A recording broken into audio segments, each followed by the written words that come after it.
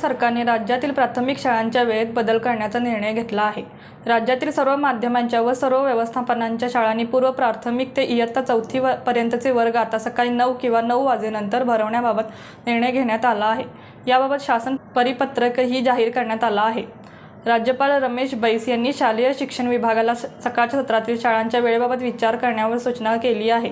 त्यानंतर मंत्री केसरकर यांच्या निर्देशानुसार राज्य शैक्षणिक संशोधन व परिषदेमार्फत या राज्यातील विविध शाळांच्या वेळा विचारात घेऊन शाळांची वेळ बदलण्याविषयी अभ्यास करण्यात आला।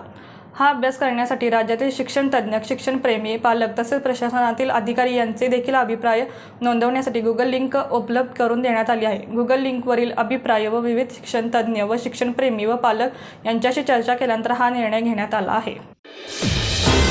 रणनीती न्यूज चॅनेलला आजच सबस्क्राइब करा आणि रहा अपडेट।